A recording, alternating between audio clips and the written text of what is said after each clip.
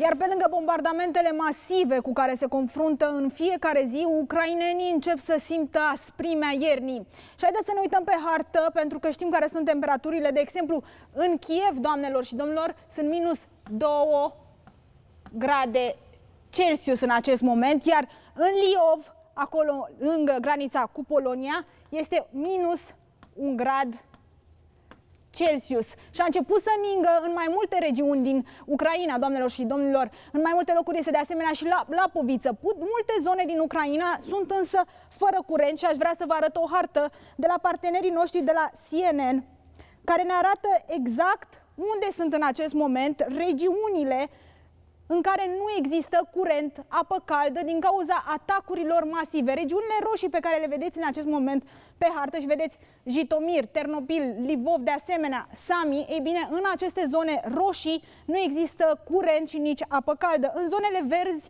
ei bine, există în acest moment curent.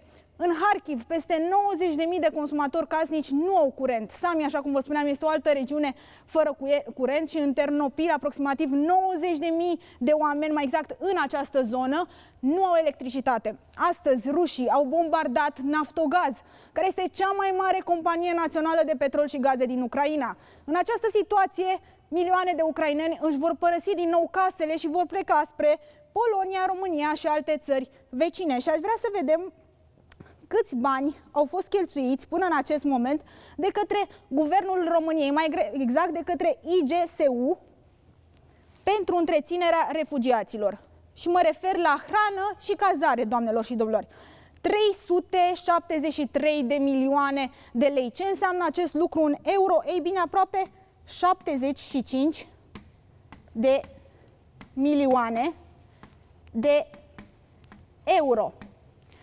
Este acesta un plan al lui Putin pentru a pune presiune pe țările din Uniunea Europeană, pentru a pune presiune pe NATO, tocmai pentru a începe negocierile? Ei bine, răspunsul aflăm de la Generalul rezervă James Spider Marks în exclusivitate pentru NewsHour with CNN. Haideți să vedem.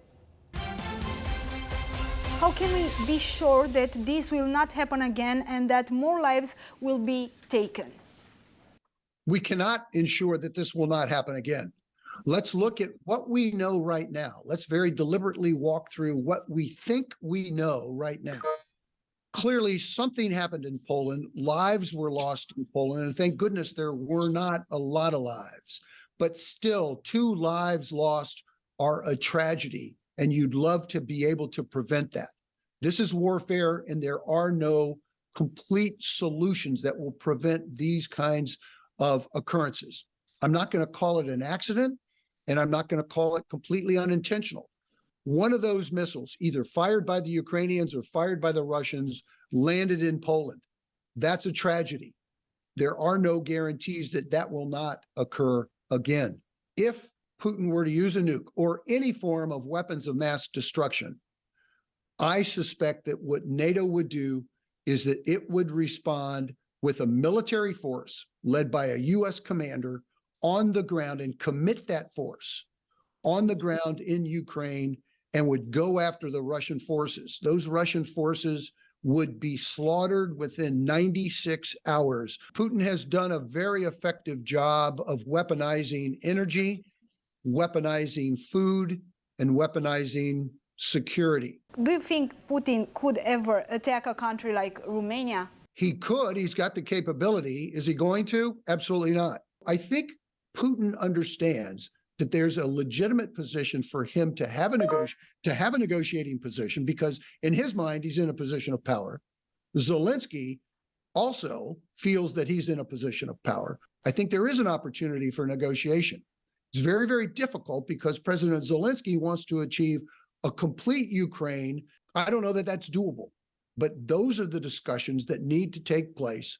And I think it is time to do that. How much longer can Ukraine resist? How much longer can NATO continue to support Ukraine? And can there be a negotiation that allows for Ukraine to remain sovereign and still have maybe 15% of its country with this continued onslaught? It is very, very conceivable and understandable that there would be more refugees that leave Ukraine because they can't continue to resist in that way. Putin understands that because he understands that that's going to put pressure on NATO, and it's going to change the dynamic and the narrative. There is going to be, inevitably, there's going to be a discussion and pressure from other NATO countries like Romania to President Zelensky through the NATO discussion lines that say, look, we can't continue to pay this amount of money. We simply can't afford it. We've got challenges at home. We've got budgetary issues at home. We are pulling for you and we are supporting you, but we can't do this indefinitely. What does the right solution look like? We can't continue to absorb millions of your people into our nation. We're doing it now, but how long can we afford to do that? In-state might look like, and that's where negotiations come in.